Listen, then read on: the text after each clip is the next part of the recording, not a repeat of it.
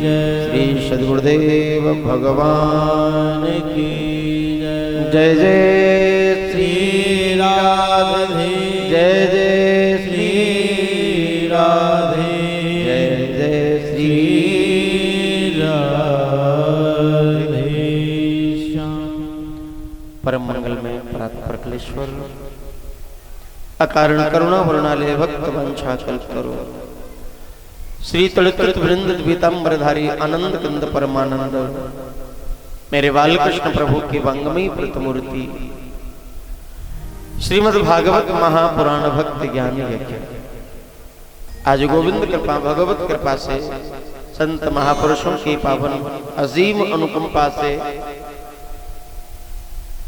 विगत 3 दिन से श्रवण कर रहे इस पावन श्रीमद् भागवत दिव्य महापुराण का आज चतुर्थ दिवस प्रभु चरणों में नमन करते हुए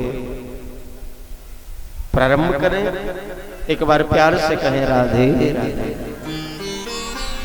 और जोर से।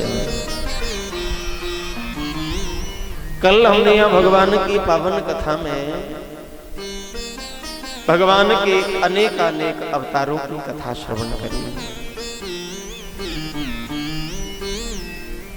अलग अलग मनवंतरों में भगवान ने जो अलग अलग अवतार लिए हैं, रूप धारण किए हैं, किस भक्त को बचाने के लिए भगवान कौन सा अवतार लेकर के आए, ये सब श्रवण किया। लेकिन कल विशेष रूप से भगवान वामन का जन्म महोत्सव हम मना रहे थे कि श्रवणायाम श्रवण द्वादश्याम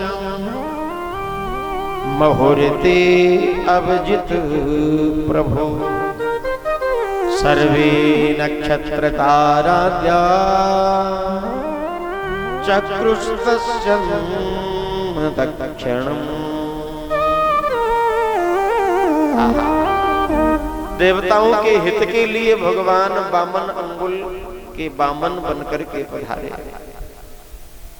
वामन रूप धारण किया प्रभु ने कि वामन रूप धरो बलि छलवे 3 पेड़ बस धाहो।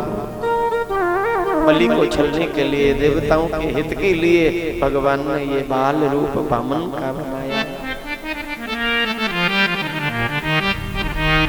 देवताओं की माता का नाम है अदिति और अदिति मैया के ही यहाँ भगवान पधारे हैं, इसलिए इंद्र के छोटे भाई भी हैं भगवान वामन। इसलिए इनका एक नाम है उपेंद्र। इंद्र के छोटे भाई होने के कारण नाम उपेंद्र, लेकिन इनका कद बहुत छोटा है, बोना बनकर के आए हैं, इसलिए इन्हें वामन कहा जाता है। भगवान वामन का जन्म हुआ, सभी ने उत्सव मनाया, आनंद मनाया। श्री बृहस्पति जी महाराज यज्ञोपवीत संस्कार कराने के लिए भगवान वामन के यहाँ पधारे और देवताओं के कुलगुरु श्री बृहस्पति जी ने भगवान वामन का यज्ञोपवीत संस्कार कराया। यज्ञोपवीतम परमं पवित्रम प्रजापतिर्यत्सहजं पुरस्तात् आयुष्मग्रं प्रतिमुञ्ज शुभ्रं यज्ञोपवीतं बलमस्तु तेजः। यदि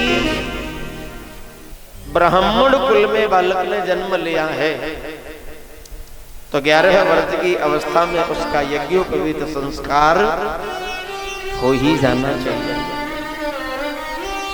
यज्ञोपवीत तो वैश्य समाज में और क्षत्रिय समाज में भी होना चाहिए।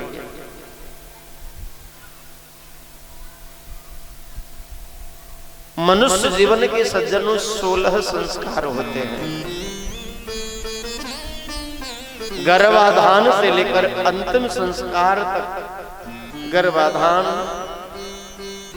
जन्म संस्कार, नामकरण संस्कार, उपनयन संस्कार, यज्ञोपवीत संस्कार, कर्ण छेदन, ये आदि आदि विवाह आदि 16 संस्कार जीवन के हैं।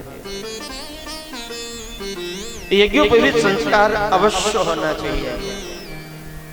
भगवान वामन का यज्ञोपवीत कराने के लिए बृहस्पति जी आए। उन्होंने बड़ी विधि से भगवान का यज्ञोपवीत संस्कार कराया।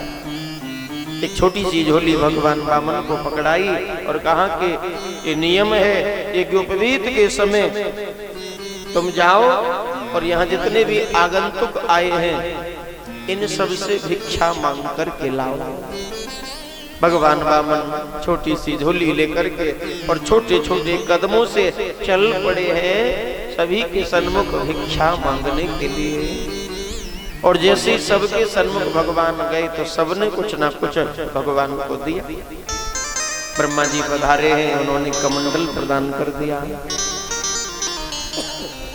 अन्नपूर्णा मैया ने कमंडल में थोड़ी भिक्षा डाल दी, सामग्री डाल दी। अदिति मैया ने जप करने के लिए माला प्रदान कर दी। अश्विनी कुमार आए, उन्होंने कुशा का आसन और छत्र प्रदान कर दिया। सप्तऋषि आए, उन्होंने चरण पादुका प्रदान कर दी। अब ये जो भी कुछ भगवान वामन को मिला, इस सब को लेकर के भगवान वामन गुरुदेव श्री बृहस्पति जी के सन्मुख आए और हाथ जोड़ करके कहा, गुरुदेव आपने मेरा अनुष्ठान कराया, यज्ञोपवीत संस्कार कराया, इसलिए आचार्य की दक्षिणा में ये सब वस्तु आप स्वीकार कर लीजिए। लेकिन जैसे ये सब वस्तु, ये विषय बृहस्पति जी ने देखा, सोचने लगे कि मैं तो देवताओं के हित के लिए आया हूँ, तीनों लोक लेने के लिए, और ये वामन तो मुझे ये मंगेनु दक्षिणा देकर ही प्रसन्न करने वाला है। मना करने लगे, नहीं नहीं भैया वामन, ये क्या कर रहे हो तुम? ये छोटी मोटी दक्षिणा देकर के मुझे खुश करना चाहते हो? अरे मैं कोई छोटा मोटा पंडित थोड़े ही हूँ, छोटा मोटा ब्राह्मण नहीं, देवताओं का कुलगुरु हूँ, स्वर्ग के मालिक इंद्र का पुरोहित हूँ। सौभाग्य है तुम्हारा कि मैं तुम्हारे यज्ञोपवीत संस्कार में आया। मैंने स्वयं यज्ञोपवीत धारण कराया तुम्हें, और तुम ये छोटी सी दक्षिणा देकर के बस मैं इतने से प्रसन्न होने वाला नहीं। भगवान बोले, तो बोले मुझे प्रसन्न करना है ना, तो 3 लोक की संपदा ला करके मेरी भेंट करो, 3 लोक ला करके मुझे सौंपो। भगवान वामन मुस्कुराने लगे, बोले वाह महाराज, क्या कहा आपने? 3 पग भूमि में आपको दूं हैं? अरे मेरा कद तो देख लीजिए, मैं कितना सा छोटा सा बालक, और 3 पग की डिमांड रख दिया आपने। 3 लोक की डिमांड कि 3 लोक ला करके मैं आपको प्रदान करूं, मैं कहां से लाऊंगा? बृहस्पति जी ने कहा, वामन चिंता मत करो, मैं तुम्हें उपाय बताता हूं। इस समय 3 लोक राजा बलि के वश में है, त्रिलोकीनाथ राजा बलि, लेकिन वो ब्राह्मणों का बड़ा भक्त है, ब्राह्मणों में उसकी बड़ी श्रद्धा है, और इस समय नर्मदा नदी के तट पर यज्ञ कर रहा है। तुम वहीं जाओ, उसी से कुछ दान मांग लेना, तुम्हें वो जरूर देगा। भगवान ने कहा, जो आज्ञा गुरुदेव, आपकी जैसी इच्छा। प्रणाम किया और भगवान वामन चल पड़े राजा बलि की यज्ञशाला की ओर। छोटे छोटे कदमों से धीरे धीरे भगवान बलि की यज्ञशाला की ओर आए।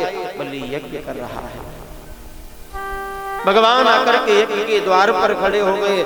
बलि स्वाहा स्वाहा कर रहा है। शुक्राचार्य जी कह रहे, बलि अब तू जल्दी से यज्ञ पूरा कर ले, क्योंकि तू 3 लोक का राजा तो बन गया, स्वर्ग तो तुझे मिल गया, लेकिन जीवन में जो 100 यज्ञ पूरा करता है, जो शतक्रतु हो जाता है, वही इस इंद्रासन पर बैठता है। और यदि तूने 100 यज्ञ पूरे कर लिए तो सिंहासन से, इस इंद्रासन से तुझे कोई नहीं हटा सकता।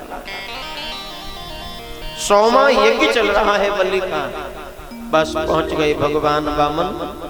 बलि की दृष्टि पड़ी भगवान वामन के ऊपर, और जैसे प्रभु को देखा तो बलि तो एक टक देखता ही रह गया। बलि ने कहा गुरुदेव जरा यज्ञ के द्वार पर तो देखिए एक बड़ा सुंदर दिव्य तेजोमय ब्राह्मण खड़ा हुआ है।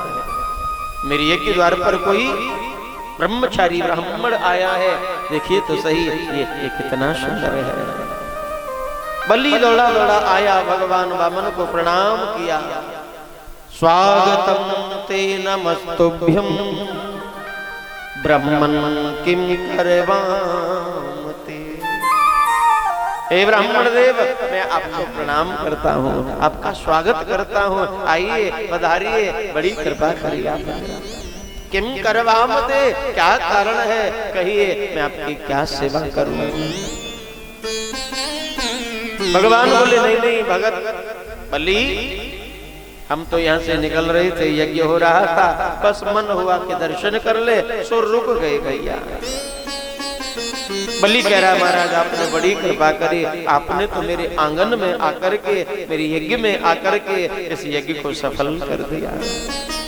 संत ब्राह्मणों का दर्शन से हो जाए, संत ब्राह्मणों के चरण जिनके घर में पड़ जाए, वो घर, वो आंगन, वो कुल पवित्र हो जाता है। कितन के ग्रह पावन भई, जहां संत पधारे आए। आपके आगमन से तो मेरी यज्ञ सफल हो गई महाराज, बड़ी कृपा करी। लेकिन सुनिए, आप मेरे यज्ञ में आए हैं और यज्ञ वही सफल होती है कि जिस यज्ञ में आया हुआ अतिथि प्रसन्न होकर के जाए। राजा का कर्तव्य है आए हुए द्वार पर अतिथि का आतिथ्य करे, सम्मान करे, उसको संतुष्ट करे। ये बड़ा सौभाग्यशाली